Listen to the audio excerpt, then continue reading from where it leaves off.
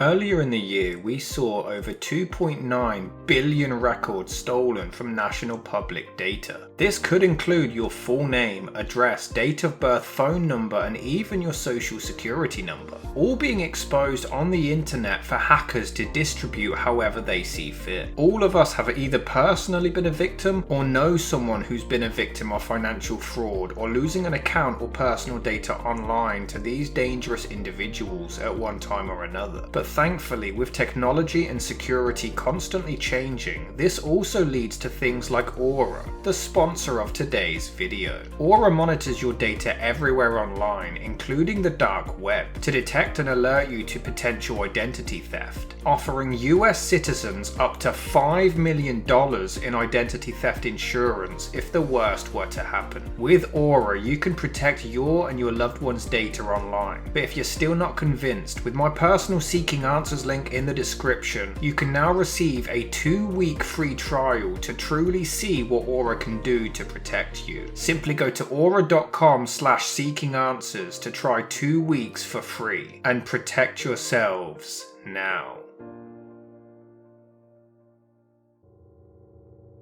James Wilson Vincent Savile was born on Halloween in 1926 in Leeds, England, the youngest of 7 to parents Vincent and Agnes, a Roman Catholic family. Savile would later describe his upbringing, quote, "I was forged in the crucible of want. My father was scrupulously honest but scrupulously broke," end quote.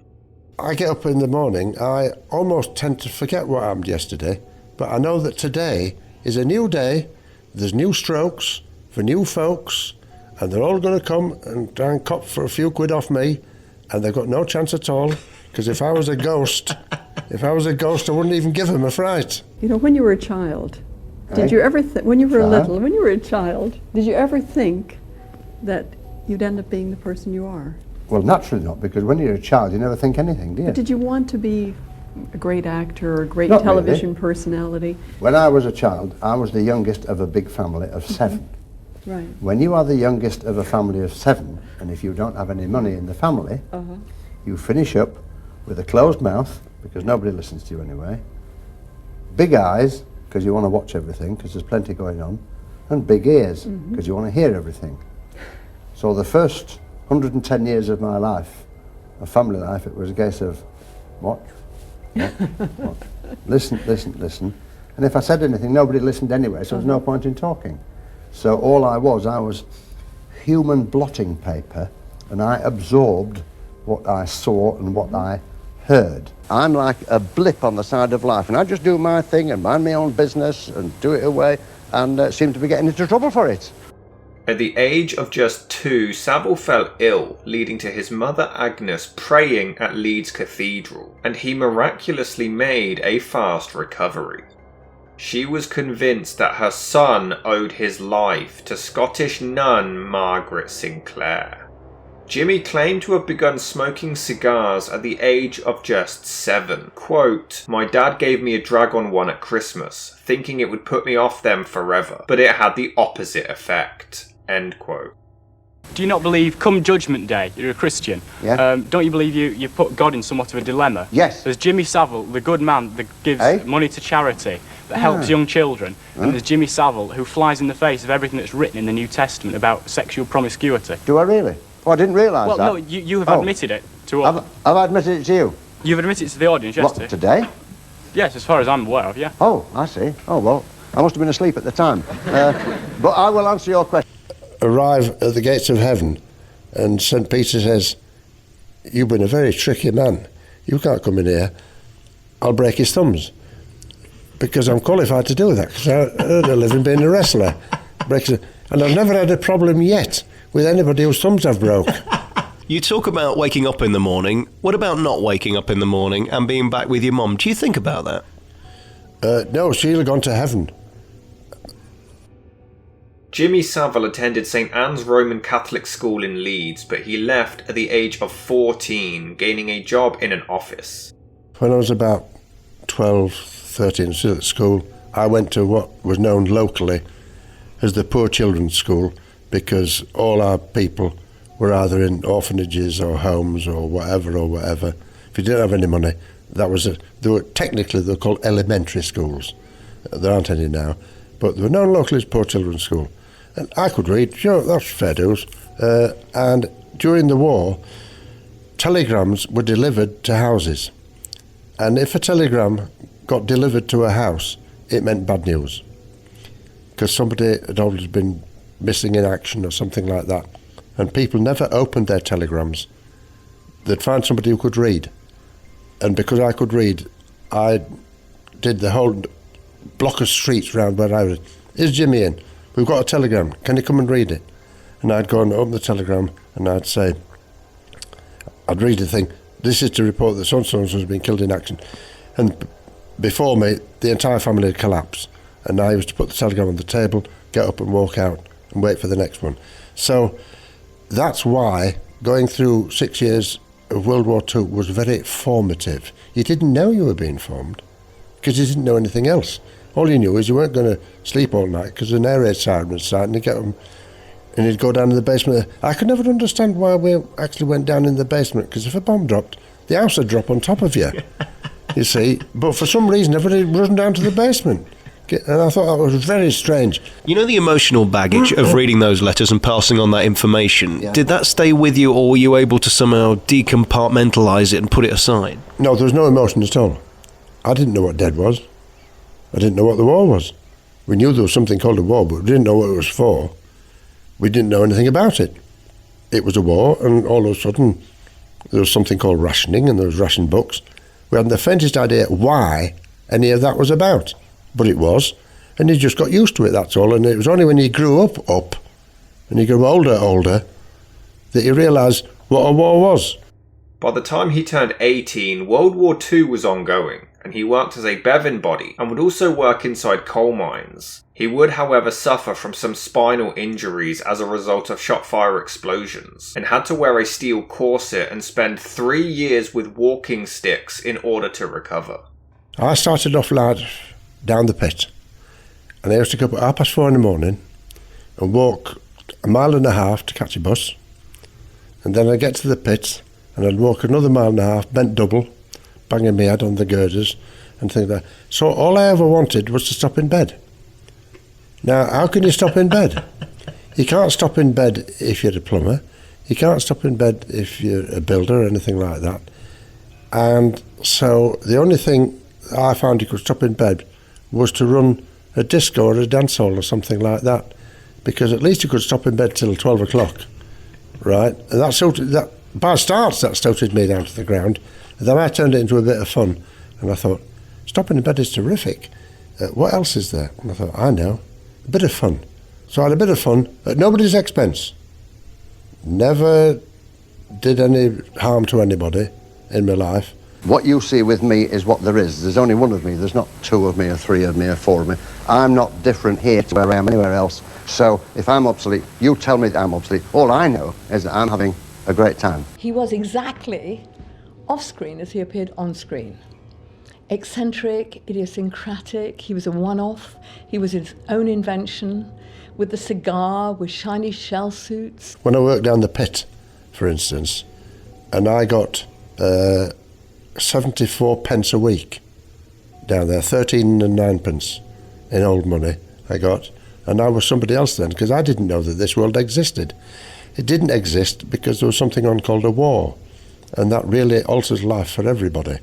And I went through 6 years of World War II. That formed me into a completely different person. And when I came out of the pit and went to join a scheme called Lend a Hand on the Land, which meant you could volunteer because you needed food, needed this, that and the other. So working on the land to me was fantastic. I did that for about 6 or 7 months. Oh, yeah, that was wonderful. And then I thought, hang about, it's too good, is this?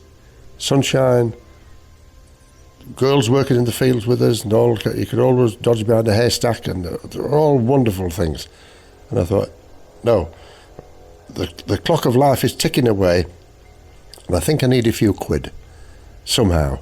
And so I started to run dances and discos and things like that. Didn't make any money much, but I got the name as a promoter, an entrepreneur, and things like that. And I played records as well, which was not done before. I was standing at a bus stop one day waiting to go down the coal mine, because I started off life working down the pit. And it was about 5 o'clock in the morning, and it was raining, and there was about half a dozen of us, and coal miners in the morning never talk to each other. They just stand huddled against this dreadfully hard life, which is the only one they've got. Really, it's the only one they know in a lot of cases. And opposite me, up at these traffic lights where I was waiting for the bus, came a black Rolls Royce, driven by a young guy who was not much older than me.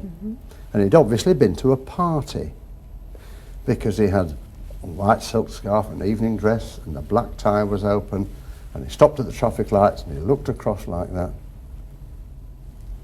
and we looked at him, and I was filled with a great joy, because I thought that life exists somewhere, and it's only about 24 feet in between me and that. So if I can't make that 24 feet,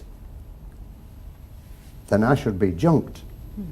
And so mentally, success and a Rolls Royce was only 24 feet away.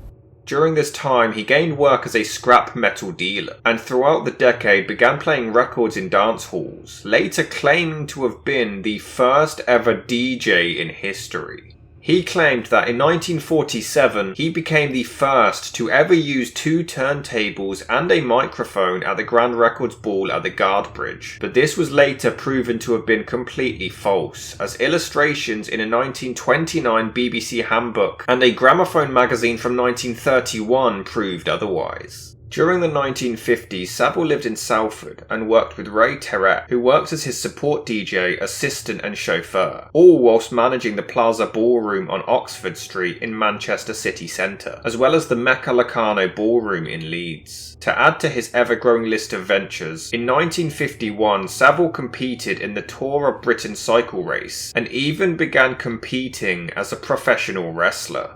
No wrestler wanted to go home and say he'd been beaten by a long-haired disc jockey. And I got murdered. In fact, in Leicester it was, we finished up with 11 coppers in the ring. Oh, there was the murders.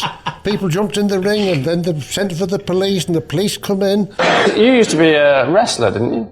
Is that right? I still am. Oh, yeah. I'm feared in every girls' school in this country.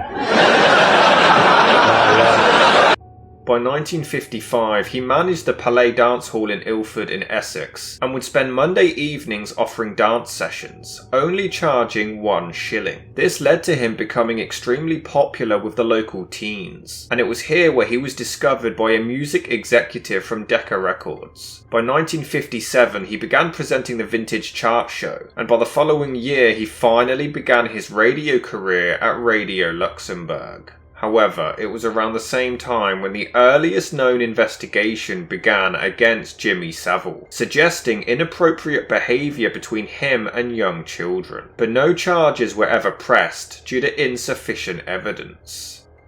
It was in the early 1960s when he co-hosted the New Musical Express with Peter Murray, featuring several big musical acts, and by May he began presenting the Tiny T's TV music programme Young at Heart. The sexual allegations only cropped back up again in 1963, but these would once again be dropped and wouldn't be made public until decades later, when it was far too late. With all your fame and wealth, would you say you have lost contact with a lot of your past? Not at all, because I still live in Leeds, where I was born. My friends are still the guys that I went to school with. I go still out on the bike with them. I help out a lot of the time in a place called Leeds Infirmary, where I have porters. And if I came into any of those circles with false ideas about myself, those guys would soon knock it out of me. So no, I haven't changed now. It was on New Year's Day in 1964 when he presented the first ever edition of BBC Music Chart TV programme Top of the Pops. Top of the Pops epitomised what was going on for younger people at the time. It was called the Swinging Sixties. It was simple insofar as most things were safe. Sex was safe. A girl walking home late at night was safe. Booze hadn't raised its head to the extent that it has today. Drugs were practically non-existent in those days. It was such a time of freedom and emancipation for young people. And everything was wonderful, and you could say that everything was safe. And TLP mirrored that. When you saw the people, bear in mind that I made a big fuss of the audience. I made sure that the audience got just as much camera coverage as the groups did, because I considered the audience, if anything, to be more important than the groups. And you could see from the abandon that they did, that it was a perfectly natural demonstration of trouble-free joy. By 1968, Jimmy Savile was everywhere, presenting 6 programs a week. His Saturday show reached 6 million listeners, and he was now one of the leading DJs in the entire country. A modest millionaire, I think, is somebody with £1 million that they don't need in the bank and enough over to let them live day to day, so the £1 million is there. So that's what I call a modest millionaire. You seem to be a bit of an egotist. Do you think your ego has any part in your role as a charity worker and at Broadmoor? An egotist would wear makeup on television. An egotist would get properly dressed to come on television. I've got a crumpled old tracksuit and things like that. So if I'm an egotist, I don't know what an egotist is then. If you've got £1 million stuck away, that makes you a millionaire. Thank you very much indeed. That'll do for me. Now, where comes the happiness? Do you chase happiness with the bottle, or the needle, or the happy dust? Or do you look elsewhere? So I personally looked elsewhere, and I worked out that a hospital, for me, was better than a disco. Because a disco closes, but a hospital never closes. You see, what's interesting about you, you're incredibly modest and you like putting yourself down, and you live quite a modest life, although it's quite a showbiz surrounding. We're here in your home today, which looks over a beautiful park, and you've got the things around you. You've never wanted to be part of the London set and the showbiz hedonistic people that go out doing drugs and getting in all the papers, have you really? That was a lifestyle that never really appealed to me. I've got a place in London, in the posh parts.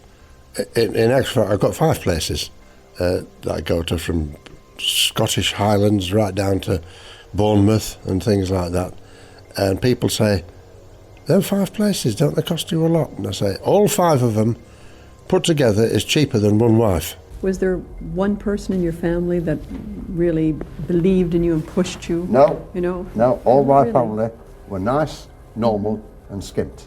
Yeah. Nice, normal and penniless. You know, I'm called, what I call, a not-again child, because the last of a big family, when the mother says to the neighbours that she is yet again with child, they all say, not again. I know. So I'm a not-again child. Right. You see, because I was the last one. That same year, he joined Radio 1 presenting Savile's Travels, a weekly programme which was broadcast every Sunday as he travelled across the UK talking to random members of the public. I have an enormous respect for people, and it doesn't matter whether it's a hospital porter who, one of my pals I've worked with for years and years and years and years, called Joe. He had my enormous respect because he was worth it. The following year, he began presenting Speakeasy, a discussion programme for teenagers which spanned 4 years. On New Year's Eve in 1969, he hosted the BBC ZDF production Pop Go the 60s, which was shown all across Western Europe, celebrating all of the hits of the decade. On Radio 1, he began presenting the Sunday lunchtime show Jimmy Savile's Old Record Club, in which he played the chart's top 10s from the past, and it was the first ever show to feature old charts, as well as using a point system for the audience to guess the names of old songs and artists. In January 1970, he featured for the first time on This Is Your Life, and he would go on to present several public information films promoting road safety. It was on October the 9th, 1972, when Jimmy's mother Agnes sadly passed away at the age of 85. Savile had continued to live with her even as an adult, often referring to her as the Duchess. Even after she died, he always kept her bedroom exactly as it was when she was alive, and he continued to dry clean her clothes every single year. Everybody that is listening to this programme hundreds of millions of people will have photographs of departed relatives, departed friends, pictures of their loved ones. Pictures are all right, but when the Duchess went off, quite suddenly, as it happens, and I came home, because we lived together, just by convenience and coincidence, not through emotion or anything like that, because she thought I was a thief, because she realised that money came from working, and I didn't work. And I got all this money, and there was cars and houses and things like that, and she was convinced I was a thief, and she used to worry. And she would say to people, I don't know what he does, but it's not what he says he does on the radio.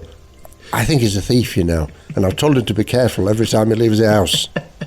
And so for me, why keep a photograph, which of course I've got, but why not keep the clothes, or not all the clothes, but dresses and things like that she wore when I would take her somewhere, because I quite enjoyed taking her to places. It was a great sort of relationship. She never trusted me because she thought I was going to get nicked. Finish up, banged up in the pokey. She must have been incredibly proud of you, because most sons don't get to take their mum to see the Pope. No, she was completely bewildered. She was more bewildered than proud. She never got around to being proud, I don't think. No, because if anybody said, oh, what's Jimmy like? Oh, I keep warning him, you know. Oh, I don't know what he's up to, but he's up to something. In 1973, Savile began his BBC One Saturday night chat variety show Clunk Click, but this is when the suspicions on Jimmy really began to take shape. BBC Radio 1 controller Douglas Muggeridge began to hear some of the rumours regarding Savile and children, and he asked for an investigation to be done, but this went no further. He'd heard rumours about what Savile had been up to, and would I have a word with him? It was typical old-fashioned BBC management sort of speak, and Jimmy said, oh, it's a load of nonsense. What do you do then? I ring Douglas Muggeridge and say, he says it's a load of nonsense. Where do we go from there? Furthermore, Paul Gambaccini works next door to Savile's office at BBC Radio 1 and admitted that people were fully aware of the rumours that Jimmy Savile was a necrophile. Quote, the expression which I came to associate with Savile's sex partners was the now politically incorrect underage subnormals. He targeted the institutionalised, the hospitalised, and this was known. Why did Jimmy Savile go to hospitals? That's where the patients were. End quote. He also claimed that Savile used his fame, money and notoriety to bribe the police to stay quiet about the allegations, but this remains unconfirmed. The following year, Savile featured Olivia Newton-John on the Eurovision Song Contest, and he also began the Double Top 10 show, and this was when he promptly parted ways with Radio 1. As of 1974, Savile became the honorary president of FAB, the physically handicapped and the able-bodied community. He even sponsored medical students performing undergraduate research in the Leeds University Research Enterprise Scholarship Scheme, donating over £60,000 every single year. Aren't you being a bit hypocritical, really, in spending all this time raising money for something when you could perhaps be putting your time into something far more useful and persuading governments to give that money? Then you wouldn't have to spend your time running around, you know, doing marathons to raise money for people. It's up to you guys to persuade governments. It's not up to me. That is not my bag. But you're saying it's not up to you, so you're not using your vote, so you're not going to change things. So you're happy to run around doing your marathons? I'm happy to run around in my marathons. A person can only do so much, and if I went out of my field, I would be no good whatsoever. It's up to you guys. If that's your scene, you have got to try and change things, because you're going to come into power sooner or later, and you, I hope, keep the ideals that you've got now. A lot of people lose their ideals in the political world. I never meant to be in it, and I would steadfastly refuse to go into it. In 1975, Clunk Click was finally replaced by Savile's most popular show, Jim'll Fix It, in which children would make requests and Savile would do his best to help them achieve their dreams. But this only led to even further alarming behaviour and extremely questionable things done and said on television. I was walking down a corridor, this time at the BBC, right, and a man said, hey, you've been fixing things for people all your life, why don't we put pictures to it and make a show? And I said, yes, all right, we'll call it Jim'll Fix It. And he said, okay. And we just passed like that. And that's how you did it? And that was it. And it's now run for 18 years, and it's been #1 in its ratings for 18 years, and we are well on the way for our 19th year, which starts at Christmas as we speak. We're basically involved in a Cub Scout group. Somebody wrote the idea of a milk float race around Brands Hatch. That's how we got onto the show. We went and filmed the day at Brands Hatch. Absolutely best day ever, great fun. You know, we was encouraged to be naughty as children, throwing eggs at each other, you know, all sorts. And then later on, the day at the studios, you know, all excited going for that, being filmed, you know, for the Saturday night showing. Yeah, it was just, you know, great memory to start off with. I see this young lady, sir. She wishes that she could help you with one of your paintings. Good idea. Do you think I may leave her in your charge? Safely leave her in my capable hands here. Right. I'll just roll my sleeves up in case I get some back in a scams on. minute. Back in a minute. Off you go. And all the young ladies are flocked over there. I've been standing on my own, except for this one that I've pitched, because I'm going to make you a star with David Essex. Oh. The main thing about Jim'll Fix It was the badge. Everybody knew what the badge. Everyone wanted the badge. We was told we was just getting a group badge between the whole lot of us, and it was going to be presented us with a big ribbon around the group. So the whole group huddle with a badge around it, which everybody was a bit disappointed with. Later on in that day, when we was on the stage after all the filming, he approached me. I'd given him a tie as a present. That your mum had given you to give to him? Which my mum had given to him. So I always think he singled me out because of that, but I don't know. But I was told, would I like to have my own badge? And the phrase, would you like to earn your badge, was used later. And then eventually I was led off the stage by him. We went off the stage through to what I describe as a dark, dingy dressing room, and then we went into the room. I never ever thought, for instance, that I was clever. Tricky, yes. I'm a very tricky fella. But tricky is much better than being clever. But you are clever because you're in Mensa. No. That's an accident. That's an accident. And if you are clever, you can slip up because you're clever. But if you're tricky, you don't slip up. You never slip up if you're tricky. No, because you're tricky. Because you can get out of it. Yes, if something comes in front of you. Whoa, can you get out of it? Because you're tricky. You can skate round it.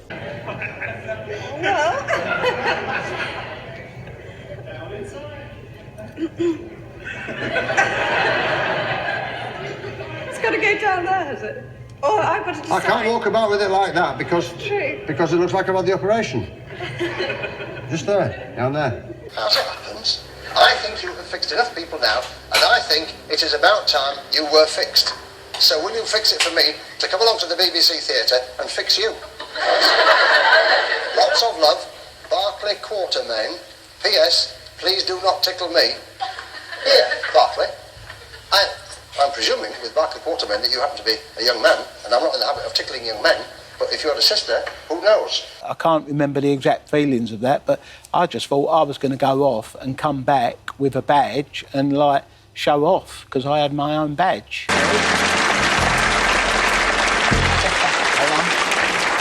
She's anxious to rush away. I've got a fast hold of her here. Stay here and enjoy it, girl. You have not finished, sir? What? It started, it was just me and Savile. You know, he did his abuse. And if anything, if it can turn more horrifying... Well, we won't go into details, no. Just for you, Kevin, yeah, you know, it's not fair on you today. You. So, but then there was a knock at the door. Another man entered the room, and if it could have got more horrifying, it did. The second man took part. He was physically hitting me, which Savile actually stopped him, grabbed his arm, and then it just stopped as if nothing had happened. Savile, we've issued a threat, the other man went, and then it was a normal day for them. I never brought any harm to anybody. I've never bad-mouthed anybody. It sounds a bit yucky, but it's my nature, it's my lifestyle, and I never thought there was a profit in being bad. There might be a profit for a few days, a few weeks, even a few years, but sooner or later you get your comeuppance. And so the best thing to do, I mean, I know a million bad people.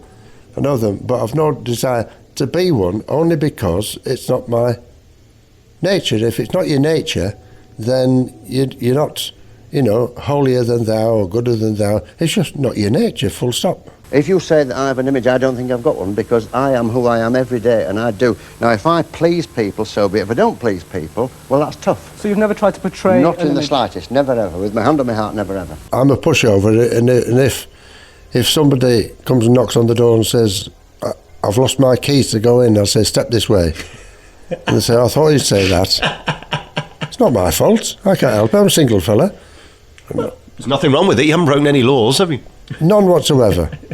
And if I do, well, I'll stand for that as well. I've been a law unto myself all my life. Savile claimed at the time that the show was a success due to his ironic, real-life dislike of children, but he did later retract this claim and stated that he only said it to deflect the scrutiny of his personal life. But I tell you, you share yourself with so many people, because yes, when I was my there... case comes up on Thursday. Well, no, when I was at Yes. Stoke Mandeville, I was very impressed by that, Jimmy. I mean, I have to, joking aside, I like the way you share with people. I can't not joke aside, you see. No, That's my fault. I share with nurses at the drop of a hat. You do.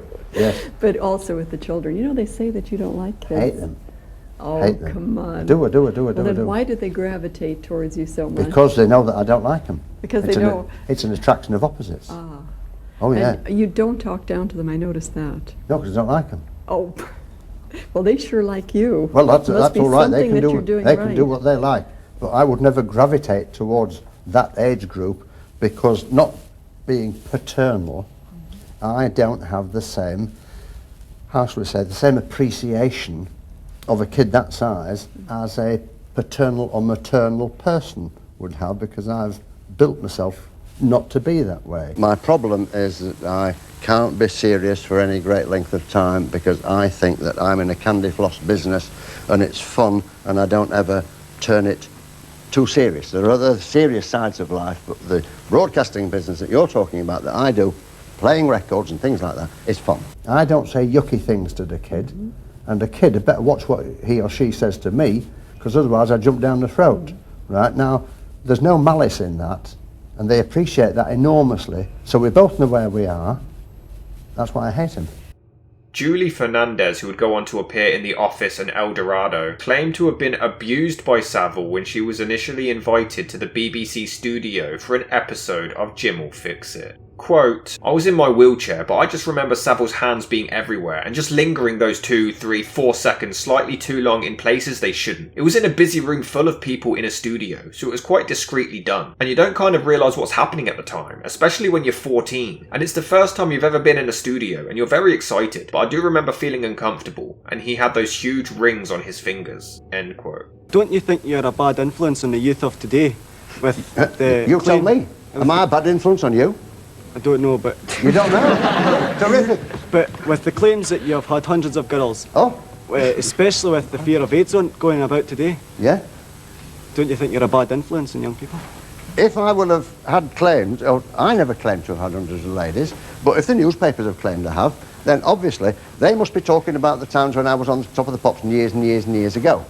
Right, and AIDS wasn't around then, for starters, number one. Number two, I must admit that in terms of romance and etc., I have got to be a bit boring, because I don't drink, I don't smoke cigars. This is a terrible thing. Girls don't like you when you smoke cigars, because you stink all the clothes out and you stink the town. And they actually find me a little bit boring, so all that claim about hundreds is just not true. Sorry about that, Paul. Very boring. Regardless, Savile won an award from Mary Whitehouse's National Viewers and Listeners Association for the wholesome family entertainment. What are you most proud of? You've done so many things in your life. Aside from your charity stuff, actually, because that's the most honourable thing you do, and you do it so brilliantly, I don't think there's anybody in show business raises more money and gives more money away than yourself. Professionally, what are you most proud of? Waking up this morning. Simple, sensible, honest, but I think that waking up this morning was one of the star parts of my life. And this morning I woke up, let me think, I was on my own, and that is tremendous. What are your future goals? Any To wake up tomorrow, that's my only goal. That's it. What about for television, entertainment, No, business? got it all. Future Got goals. all the You number one feel- awards. You feel good about In what you fact, have? in being a disc jockey, which I quite like Right. because it's great fun, I won that many number one awards from one of the newspapers that were giving them away, that they decided that they would buy a clock. Right.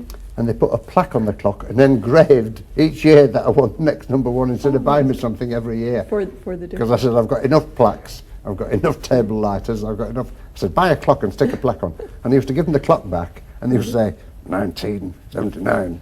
And then the engraver got 1980. Well, that's and there's pretty 11 years on the clock. That's of pretty number one. nice, I would So you've think. got all the number ones. Yeah. All I want to do really, God willing, is wake up tomorrow morning. You said you are a position of influence. I got news for you, that's a myth, because people like me are not in a position of influence. If I said to any of my listeners on World Service, for instance, I'm going to play you a great record, and it wasn't a great record, nobody would believe me. So we have very little influence. We might have a lot of media coverage, but very little influence. It was that very same year when he became a life member of the British Gypsy Council, becoming the first ever outsider to ever do so. In 1976, Savile published his autobiography, As It Happens, in which he tells stories in the third person, which most believe are admissions to improper conduct with children, as well as other various crimes, though this still went unnoticed and no action was done at the time. Quote, the officeress was dissuaded from bringing charges against me by her colleagues, for it was well known that were I to go, I would probably take half the station with me. End quote. Once the press contacted him regarding the accusations, Savile responded by jokingly saying, quote, she told me she was 16, end quote. Are you happy? I think that's the question that a lot of people have about you. We saw you on that Louis Theroux thing, and you're curious. There's no question that you have an odd life and deliberately play up to it, in my opinion. Have you enjoyed your life, and are you enjoying your life?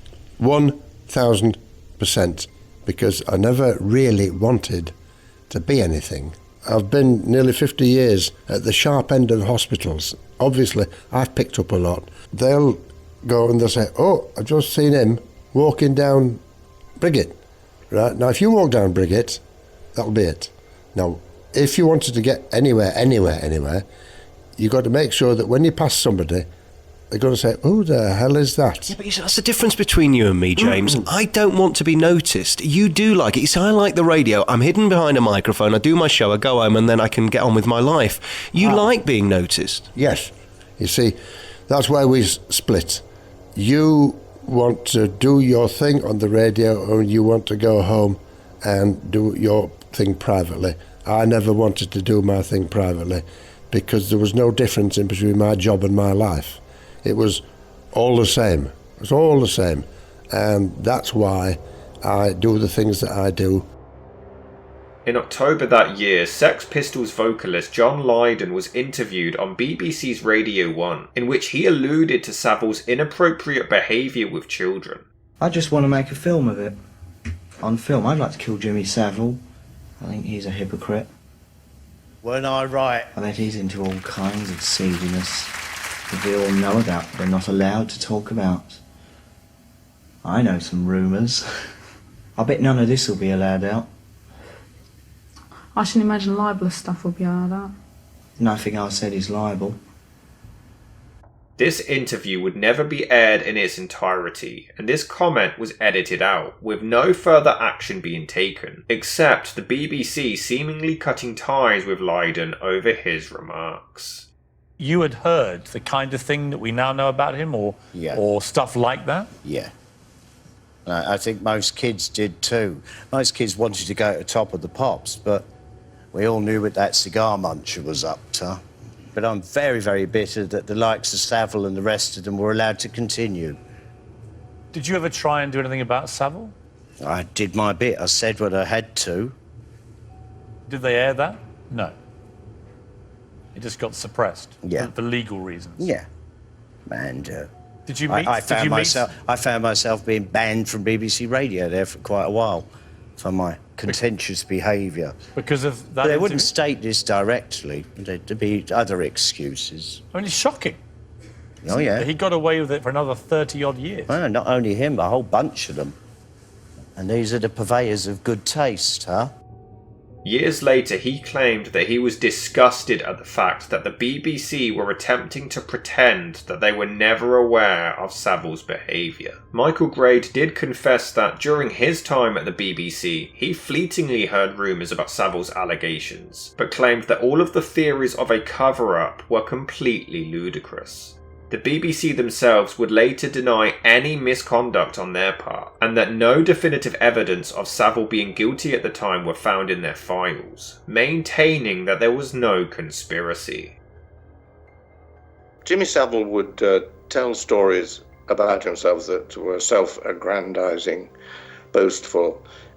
He was a braggart, and I had been in situations with him, which I later heard him recount to other people, and his later recounting was nothing like what had really happened. So that when he bragged to me about events that I hadn't witnessed, I didn't believe them either. Not that he ever bragged in any way about anything untoward sexually, but he would talk vaguely about conquests, and I would just think, oh yeah. You learn things, you are things. But I don't change once I walk in there, or once I walk into the LGI. I don't change. I am me, for no reason other than I quite enjoy being me, and it's good fun, and that's the name of the game, good fun. The rumours were everywhere. They were in your newsroom, they were in Fleet Street's newsroom, they were in the music industry. But rumours, you as a journalist must distinguish between, as Ian Hislop said so well last night, there are things you know, and that is, you know from people who've experienced something or witnessed something, and there's rumour, which you don't know. But when rumours become so regular and prevalent... Rife is the word on the tip of your tongue. Don't you try to establish whether there's more to it than that? Right. Here you are, and I'm saying to you, of course, I never met the man, and I've never worked with him, but I hear Jimmy Savile attacks But you had girls. met him, hadn't you? No. At the time I heard this rumour, I hadn't met him. I was a researcher, a junior researcher. And I was being told it by a junior researcher who had contacts in Fleet Street. The big newspapers tried to investigate him on several occasions, the police tried to investigate him, but everything depended on the evidence of children standing up in court. Without it, you can't broadcast, you can't publish, you can't take a case. Jimmy Savile was really good at fooling people. He fooled a lot of people. He fooled the Vatican. He fooled the Honours Committee. He fooled Margaret Thatcher. He fooled the heir to the throne and his wife. And therefore, it's not surprising that he fooled a lot of BBC people, including me. And I think now, in retrospect, that he was probably getting a huge buzz out of the fact that he was doing these things and fooling everybody and achieving this great status at the same time. In 1981, the man himself set up the Jimmy Savile Stoke Mandeville Hospital Trust, and he became good friends with politician Margaret Thatcher, who called his work marvellous. He allegedly spent 11 consecutive New Years with Thatcher and her family, though this story is disputed by her daughter Carol and her good friend Lord Bell, who claimed that it's made up rubbish, though letters would later be released to the public by the National Archives, confirming Savile's close relationship with Thatcher to be genuine.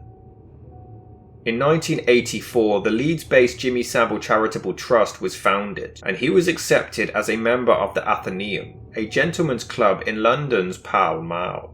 It was in 1987 when Scottish stand-up comedian Jerry Sadowitz became the first person to ever publicly accuse Jimmy Savile of being a paedophile. But there's been serious allegations in the news of child abuse in Cleveland. Serious allegations of child abuse in Cleveland. Now, to my mind, there's only one way of finding out about whether it's true or not, and that is to call in Jimmy Savile. And what, you can't afford to fuck about it, bring in an expert. But a friend of mine reckons that Jimmy Savile's a paedophile. Rubbish, he's a child bender. That's why he does all the fucking charity work. It's to gain public sympathy for when his fucking case comes up. However, this album, Gobshite, would later be withdrawn in fear of facing legal action. How do you answer sceptics who say that you do all these great works for Broadmoor and Stoke Mandeville for your own self-aggrandisement? Well, you see, first of all, those people don't know that when I was growing up, my mother and father on whist drives, beetle drives, solo drives, all sorts of things, and I grew up in that atmosphere. I said that at the start. It's like being in a circus family, so you gravitate towards that, you see. Now, I never questioned why I did things. I only went from my heart. So if I wanted to look after somebody, then that would be from my heart. And if somebody said, ha-ha, you're doing it to get in the papers, I say, am I? Oh, sorry about that.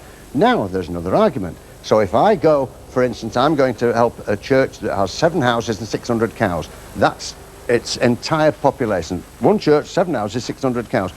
If my picture didn't go in the paper and said, Jimmy Savile's coming for a sponsored walk, there'd be nobody turn up. There's only 600 cows, right? If they said a £2 a week coal miner's turning up, like what used to be, that'd be... So being well known actually has its use.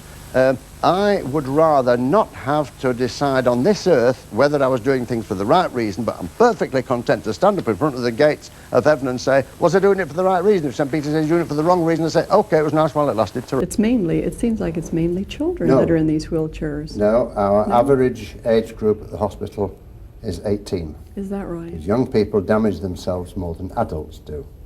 So we are filled with a hospital full of robust, if inconvenienced, young people, and we keep them metaphorically on their toes, and they keep us literally on our toes, because every day's a party, every night an excuse for a hoolie of some sort or other, and they don't call it a hospital, they call it the Jimmy Savile Country Club. Did you ever find a resentment in show business that you have this power, the power of the public to get the money, the power of your celebrity to get the endorsements? Let's go back, let's say 20 years. They think I'm odd. That's all they think. They said, well, we can't sort of put a rule to him or anything, because he's odd. And if you're odd, you're odd. I'm quite used to being odd. In fact, I actually think myself that I'm odd. And it's something that if you are, you are. And you can't suddenly not be odd. You're just odd, period. In August 1988, Junior Health Minister Edwina Currie appointed Jimmy Savile the chair of an interim task force to oversee the management of Broadmoor Hospital after some of the board members were suspended. He was even given his own rooms there, as well as at Stoke Mandeville. Jimmy made an appointment to see me, and so I'm full of ideas, I'm full of lots of ideas. And then what he came up with was actually quite odd. And looking at it now, I think I can see what he was getting up to. He'd gone through the payroll and found out that some of the prison officers were paying themselves more than they were supposed to get. He had gone through the property... How did he have access to the payroll? It's weird, isn't it? That's a good question. We had asked him to advise us on how to improve the lives of the patients. Okay, but it's been presented as that you put him in charge of a task force that were kind of running the place. That's He was not in charge. Okay. Civil servant was in charge. But had you appointed him to this task force? Do you know, it's my memory of it is that he offered himself, recommended himself. And you accepted him at the time, and I suppose Sure, because... everybody did. Yeah, you were, in a way you were duped by him as well, because... Everybody was. Yeah. Everybody was. But what struck me as odd when I found this piece in my diary, and what struck me as odd about it, reading it now, with hindsight, is that what he was doing was finding stuff that he could hold over the staff. So that if anybody, I think, challenged him and said, what are you doing in those girls' rooms? He could say, don't you challenge me. I know you've been overpaying yourself. In 1989, things weren't looking great for Savile as he began legal proceedings against the News Group newspapers after News of the World had published an article suggesting that he was in a position to secure the release of patients at Broadmoor who were considered dangerous. On July the 11th, he won the lawsuit and was paid legal costs, even receiving an apology from the newspaper editors Kelvin Mackenzie and Patsy Chapman. I just called there 20-odd years ago to give some prizes away. You did? That's all. Got involved. Had to go back to see the patients I'd made friends with on that visit the following week, and then I went back the following week, and I went back the following week, and they said, listen, how about, because they realised I might just be useful to them, they said, how about we give you a room so that when you come here you can stay? I said, where's the room? They said, in the nurse's home. I said, you're on, I said. And I've lived in a room 12 feet long and 8 feet wide for the last 24 years in the nurse's home, and it's hell. I can imagine. Broadmoor Hospital, in case anybody doesn't know, is where people go if they have a problem of the mind. I don't know if in your family you have anybody that has a problem of the mind, but it's not a nice thing. It's much more difficult to mend a broken mind than it is to mend a broken bone. We do not just inherit a patient, we do inherit their next of kin, we inherit their families in exactly the same way as Stoke Mandeville. When, God forbid, somebody has an accident, we don't just take the patient in, we actually have to inherit their mothers, their fathers, their brothers and sisters, and we have to look after all of them. You only hear about the patient, you don't understand what we do with the rest of the family. Aren't you wasting time, effort and public money on the lost cases in Broadmoor? Oh, I see. So, with that logic then, if anybody, God forbid you, should ever have a problem of the mind, then we'll say to you, we'll put you in a box and not bother with you anymore. You can't do that with people, dear friend. You've got to have time and money spent on people. If people are in trouble, you've got to try and look after them. It might not be popular, but you've got to try and do it. You cannot just jettison people just because they're in trouble. You seem to think that you obviously have something to offer the people, the patients in Broadmoor, and you said that it's not a prison. No. But I mean, surely it's fair to say that a lot of the people who are in Broadmoor aren't going to be released. People like Peter Sutcliffe. What do you think you've got to offer someone who you have said just has a problem of the mind, even though he's a mass killer?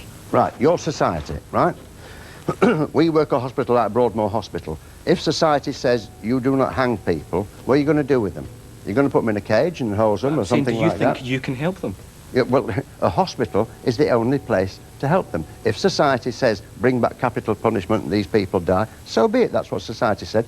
Society at the moment doesn't say that. So therefore, you've got to come to practical terms, and these sorts of people, we only specialise in people who are having troubles with the mind. Bad people who have committed murders, there are many, many more of those in prisons, and society's got to make up its mind. But you cannot put somebody in prison and then just leave them 29 hours a day. You've got to do something with them, because otherwise you might as well take their lives in the first place. But you've got to make up your mind, and when you've made up your mind, when society has made up its mind, then you will tell us what to do. In the meantime, we run a hospital for poorly people, and we will do our best to cure them. And when we've cured them, what happens is we don't turn them out on the street in those particular cases. We send them back to the prison that they came from in the first place. Twice a year at my hospital, we have what we call a Children's Week. And all our younger patients, the little ones, we bring them back for a week's partying. Right. They look forward to it like it's a holiday. We bring them back, and people say, what a nice thing to bring them back so that you can examine them in bulk. And we say, wrong. We bring them back because in the intervening period of 8 or 9 months, they've learned to do certain things better than we taught them. They found another way of doing things. Like they found another way of transferring themselves. Or they found another way of doing this or that. So we learn from them. I can't believe that you would help these people if they killed your family. I don't think anyone would sort of be able to do that. It all depends how they kill them. If they were in receipt of all their mental faculties, that would deliver one way of thinking of it. But if they thought they were Napoleon and did it under the influence of something else, that's a totally different thing. How do you distinguish between the mad and the bad people? You distinguish between the mad and the bad by having very eminent psychiatrists, consultants and doctors who've been at it for a long time. Hospitals have rules with patients and things like that. Well, because I'm dyslexic when I want to be, I don't understand rules. It was in 1990 when Lynn Barber interviewed Jimmy for The Independent on Sunday newspaper, and specifically questioned him on the rumours of him liking little girls. In response, he said, quote, "I work in the pop music business. The young girls in question don't gather round me because of me. It's because I know the people they love, the stars. I am of no interest to them." End quote. The following year, he was interviewed in a radio series for the psychiatrist's chair, and he was later described as being a man without feelings. Quote, "There is something chilling about this 20th century saint." End quote. As I say at the end of the show, I said to my girlfriend at the time, within minutes of walking away from Jimmy Savile, I feel spiritually polluted having been in his presence, though I don't know why. The legal battles would only continue in 1994 when Chris Morris provided a fake obituary to BBC's Radio 1, claiming that Jimmy Savile had collapsed and died, leading to Savile once again winning a lawsuit and receiving a public apology. The following year, he appeared once again on This Is Your Life, where further questions were pressed by Andrew Neil regarding his personal life. But he showed extremely bizarre behaviour, focusing on a banana instead to avoid answering So why in the past... What are you doing after the Joe ladies? A few close relationships, I'm all for it. I'm sure the offer will be taken up, but why Good, in the past... Good. But if you met somebody that you felt that you wanted to be close to, that I fell in love every day of my life. Oh, every day of my life I fall in love. 2, 3, 4 times a day. I could get married immediately. Except the lights change and you have to drive off because they're going the other way, or the train pulls out the station and you're going, I want to marry you. But on the platform. No, my passions are very near the surface. But I get well in love very quickly. But therefore, from the way you talk, have relationships and sex been casual? Is that a casual matter for you? You mentioned the S word. Well, we had to get round to it eventually. Did you? Well... Oh, you're talking to the wrong guy here. Oh, Mr. No Grass here. I'm a rare breed insofar as I'm a single fella, and which is why when people say, them 5 places you've got to live in, aren't they expensive? And I say, not as expensive as a wife. Now, it's a bit cynical, is that? But my game was not to have 1 wife, to have 1,000. Now, 1,000 wives, it makes your hair go white. Did you know that? and it keeps you slim.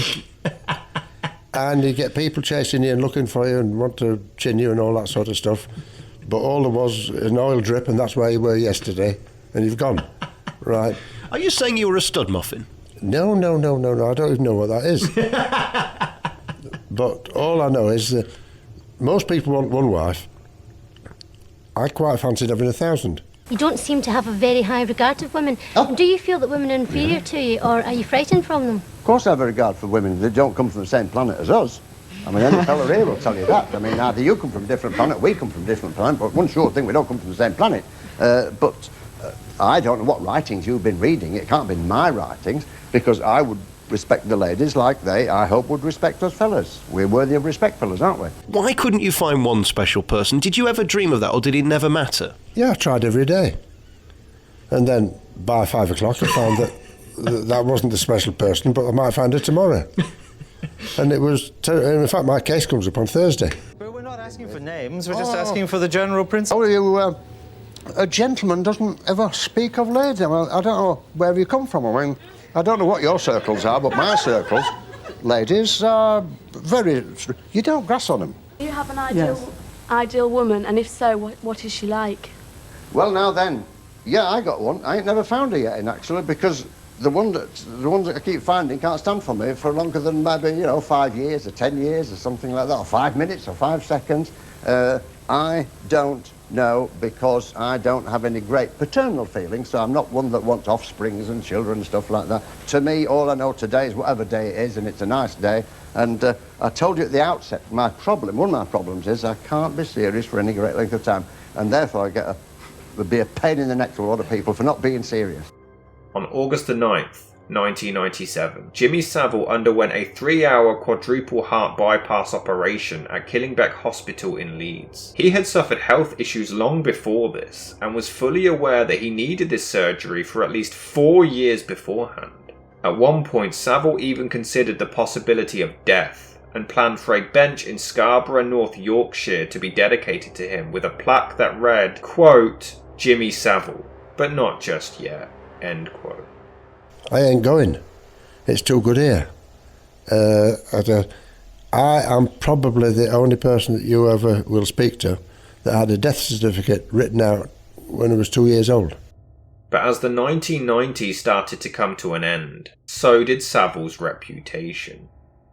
In 1998, the Honours Committee of the Independent Inquiry into Child Sexual Abuse received an anonymous letter claiming that reports of a pedophilia nature could be emerging about Jimmy Savile. The following year, he met up with Prince Charles for a private meal. The royal gave Jimmy a gift for his birthday, along with a note that read, quote, "Nobody will ever know what you have done for this country, Jimmy. This is to go some way in thanking you for that." End quote. The royals even turned to him for advice on navigating Britain's health authorities due to his work with the aforementioned hospitals. Savile had previously received telegrams from Princess Diana and Prince Philip, and often worked as an unofficial advisor to Charles, providing advice on how the royals should interact with the public and media after certain disasters took place. I was at a reception at Buckingham Palace. That's the place where the Queen lives and Prince I know, Philip they keep the Queen there. So I was at this reception, and there was a very nice lady and gentleman said to me, "My daughter will be so pleased to know that I've met you," and this, that and the other. And I said, "Oh yes. Where is she?" And they said, "She's in the back of the car." I said, "What, in the boat?" And they said, "No, we've sneaked her in the back of the car so she can say she's been in the palace courtyard." And I said, "And you've got her stuck out there?" I said, "Oh, leave it to me." And they went, "No, please don't do it." And they grabbed me and I said, "No." So I went to see a minder and said, "They've got this situation and I'm bringing a friend in." So I said, "Listen, who's going to object to you?" So I said, "All right." Now, the palace staff are the most excellent people, right? On the way out, I explained very briefly what I was doing. Leave it to us. So I went out into the car park, which is a courtyard inside the palace, and I shouted the young lady's name. Next minute, she's holding my arm, and next minute we're marching up the steps right into the palace. Well, the staff had done it right. The two footmen opened the two great doors, and inside there were all the majors and the colonels and the household staff. It's a most elegant situation and tremendously rewarding, right? And of course, when she sees this spectacle of the carpet and the people all standing there, and they all give a little graceful dip as she walked by, and she was now hanging onto me like a lifebelt, understand? Right? And we walked up the steps and into the room where the reception was, in a room called the Bow Room, and fantastic look. Prince Philip, who was a marvellous geezer, happened to be just standing inside the door, parroting to somebody. So I went, so he's from the butcher's, right, like this, see me, and I do the nod, what a kid I went. So he doesn't know where this young lady's appeared from, with a long coat on and bumpy shoes, but he has given the beautiful smile, and she's gone, right? That was a fix-it that I really enjoyed, and I think she might remember it. Even if her parents and herself are watching tonight, she might even remember it to this day, and I think a lot longer. Over the years, the speculation and rumours of Jimmy Savile's inappropriate behaviour towards children was often discussed and alluded to on television, but no further investigation or legal action was ever taken. My 8-year-old daughter loved the Jimmy Savile World Cup comment slot that you did at the beginning of the series. She keeps asking, what has happened to it? Will it be back? 8-year-old girls love Jimmy Savile, though, don't they? And of course... Anyway, I won't go on. Yeah. Yeah, he loves her slot. That's what I'm saying. That apparently is what Jimmy Savile and his brother get up to in their spare time. It's amazing. I haven't been this excited since Jimmy Savile came to our open day at school and sat on my face. Oh, God! In April 2000, Savile became the subject of a Louis Theroux documentary, in which he admitted to beating people up and locking them in a basement back when he was a nightclub manager. Once questioned about the rumours of him being a paedophile, Savile replied, quote, "We live in a very funny world, and it's easier for me as a single man to say I don't like children because that puts a lot of salacious people off the hunt. How do they know whether I am or not? How does anybody know whether I am? Nobody knows whether I am or not. I know I'm not." End quote. Despite the rumours, Savile always refused to own a computer to avoid further speculation that he was downloading child pornography. Nobody takes advantage of an 84-year-old pensioner who limps a bit. I limp on purpose, and I bend over a bit on purpose, and I hang on to backs of chairs and the side of the post sod. I cannot be, and no human being, be it our nurses or doctors, you cannot not become involved to some degree or other with another human being who is in trouble. Thank goodness at the moment you guys and gals are not in trouble. If, God forbid, your back should come against the wall of life, you will be thankful that there are people like me and my nurses about. We'll get involved up to a point with you because we can't not get involved. We'll try and do our best for you, and sometimes if you get shouted at for doing what we do, tough. On Christmas Day in 2005, Jimmy began presenting shows on the Real Radio Network, counting down festive top 10s from the previous 30 years, including anecdotes from Savile's past and associated records. It was in January 2006 when he made a guest appearance on Celebrity Big Brother, but not everybody seemed to welcome him warmly. The secrets to his grave, and beyond, Mr. Savile. Nobody's secrets survive the grave. On July the 30th that same year, Savile co-hosted the final weekly edition of Top of the Pops, and the following year he returned with Jim'll Fix It Strikes Again, showing old clips and recreating old anecdotes, helping children achieve their dreams as well as creating new ones. But time was running out for Savile, as that very same year he was interrogated under caution by the police after they received an allegation of indecent assault back in the 1970s at the Duncroft-approved school for girls near Staines in Surrey, where Savile frequently visited. However, like before, there was insufficient evidence, and Jimmy was once again let go. It was, however, later discovered that during this interrogation and investigation, the staff at the school were never questioned. The former headmistress would later admit that she had been hoodwinked by Jimmy Savile. It would only continue in March the following year when the Sun newspaper published several articles linking him to child abuse allegations at the Jersey children's home Haute de la Garenne. Initially, Savile denied ever even visiting the home and took legal action against the Sun. However, a photo soon surfaced of him at the very site being surrounded by children, which is when he changed his story, but maintained his innocence. You have to also keep the balance with your job, that you're not walked over and made a fool of, and that you don't suffer fools gladly. I don't mind being walked over. People have tried to walk over me all their life. Finish up with a broken leg, that's all right. However, upon investigation there was still insufficient evidence and all charges were dropped. He was soon interviewed on the Irish radio station News Talk, where journalist Orla Barry asked Jimmy about the rumours, to which he responded, quote, "What rumours?" end quote, and came across as genuinely surprised that they didn't press any further questions after this.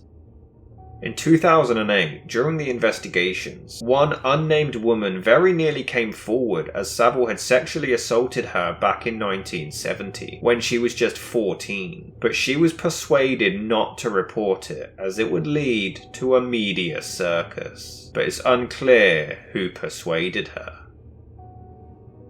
It was in 2009 when Savile was interviewed for a biography, and he actually defended paedophile Gary Glitter and any viewer of child pornography. Quote, "They didn't do anything wrong, but they are then demonized. Glitter is a celebrity being unfairly vilified for watching dodgy films in the privacy of his home. Gary has not tried to sell them, not tried to show them in public or anything like that. It were for his own gratification. Whether it was right or wrong is, of course, it's up to him as a person."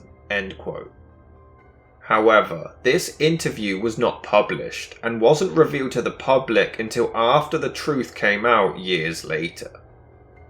Savile had spent decades abusing children, using his public image to maintain the facade and trust of the people. He had raised around £40 million for charity, and had volunteered for many years at several different hospitals, including helping injured or disabled children. He ran several half marathons and marathons for various different charities, even competing in the London Marathon at the age of 79. For super reasons, fantastic. Where's the finish? In the 1986 London Marathon, I was sponsored for £286,000, and there was much moaning and groaning on the race because I was getting 1,000,000 times more than the winner.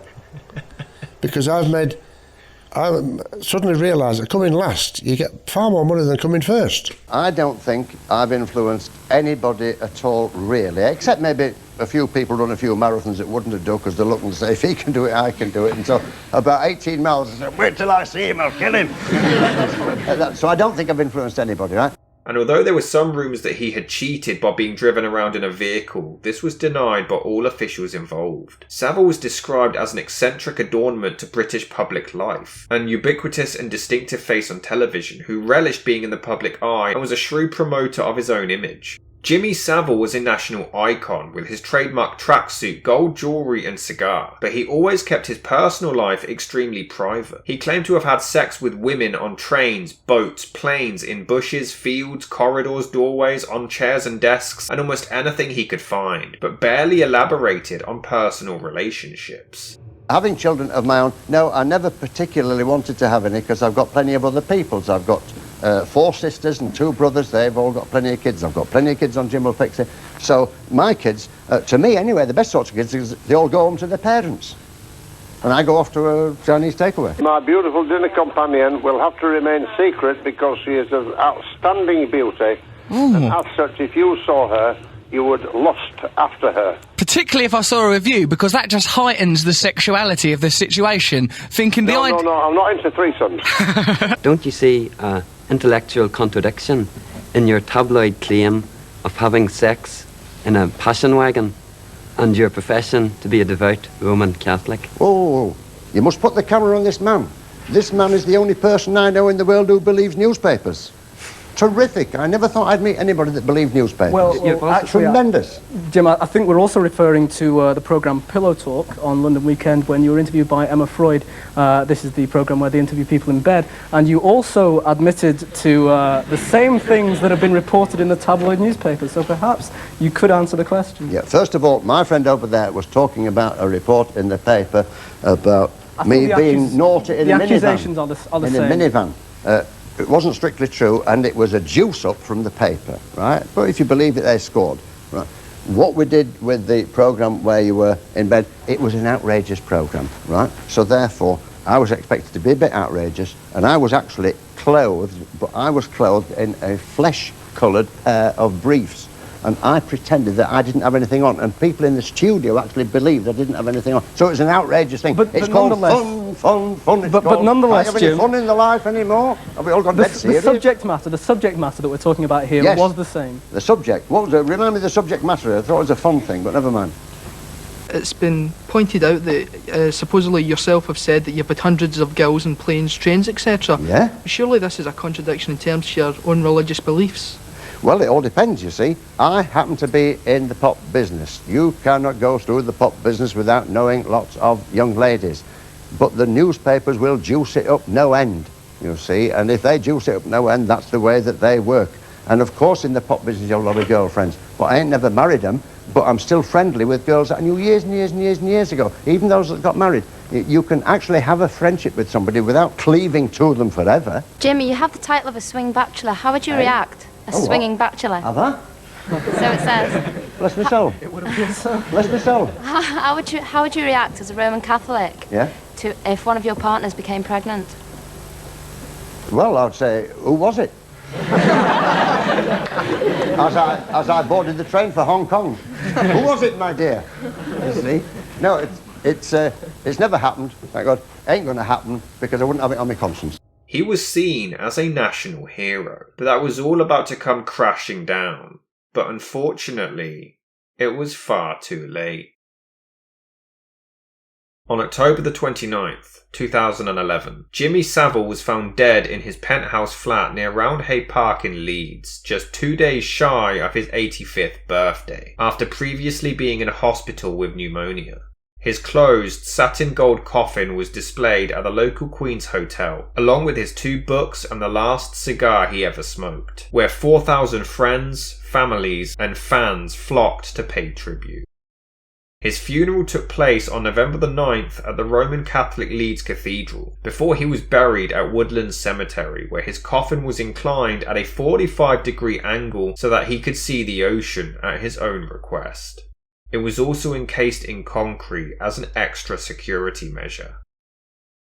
Not long after his death, all of Savile's possessions were sold at an auction at the Royal Armouries Museum, with all funds going to charity. His Rolls-Royce convertible was sold to an internet bidder for £130,000.